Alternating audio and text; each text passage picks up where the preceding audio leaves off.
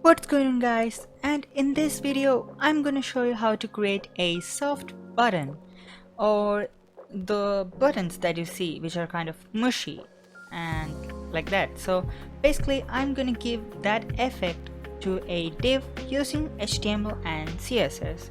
So today's video is gonna be short, and let's get started with our HTML file.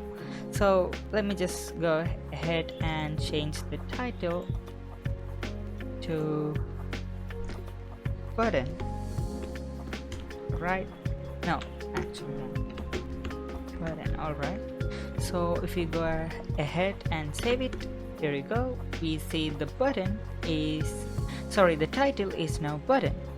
Anyway, inside our body we have a div called circle, and that's it in the HTML file. And on the CSS file I have saved or commented out this background color, and well, actually I don't need it, it's actually here. Yeah, I have initialized all the margin and padding to 0, and in the asterisk, which means we are selecting all the content.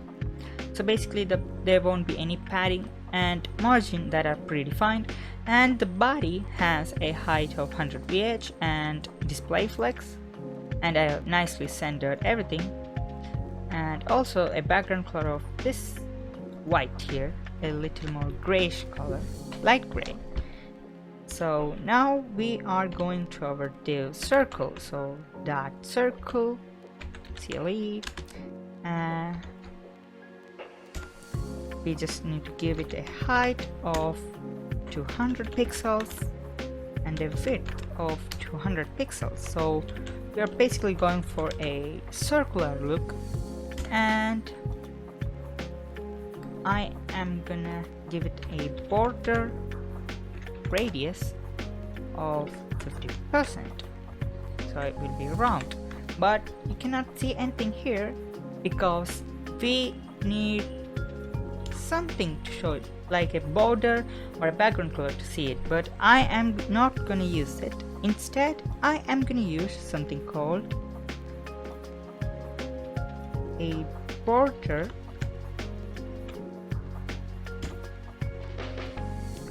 zero pixels, sorry, box shadow, there we go. So that basically specifies the shadow of the box. So if I just place it here and just save it, you can see there is a nice shadow here. So this 2px and this 2px, so the first one means y-axis and x-axis, and the second one means the y-axis, but I want them to be 0 because there is a third one which is called the blur, amount of blur that you want. So I'm just gonna give it a 6 pixels blur, and then black, that can be any color, you can also give it a blue color. There we go, you have this nice shadow around the circle. That is basically the use of box shadow. Now I don't want it to be outside, I want it to be inside. I want to create a convex shape, so for that I am going to use inset. So just save it, there we go. Now it's looking like a convex or something, a circle that is bulging out of the screen, a sort of a 3D effect. And now I'm gonna give it a hover effect, that is circle colon hover, and then give it a border box shadow of 0 pixels and 6 pixels, pixel black, and then inset, similar to the first one. But I want this one to be 8 or maybe 10. Alright, now the box shadow is little more nice, and then give it a transition 0.5 seconds and then all.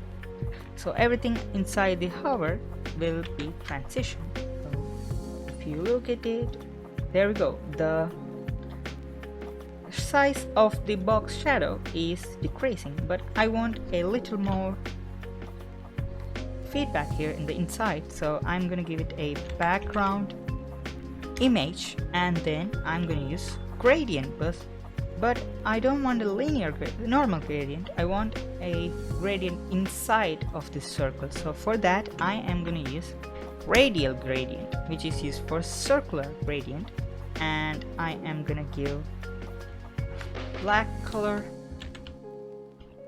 okay, and then this color. Just copy it and paste it. So you can see there is a nice color here, but the black is more on this side. So for that I am gonna change its covering area. So here I'm gonna give it a 70%, so the white color is gonna cover the most of it. Maybe increase it, and also I am not gonna use black, it doesn't look that great. Maybe a darker shade of gray, that would work. There you go. Now it's looking like a soft mushy button. This was what I was thinking of, and you can tweak around with it and change the settings. So in this video you might be familiar with the concept. No, I'm not making a tutorial video. So I hope you guys enjoyed this video. It was kind of short and learned something new on the way, and until the next video, goodbye.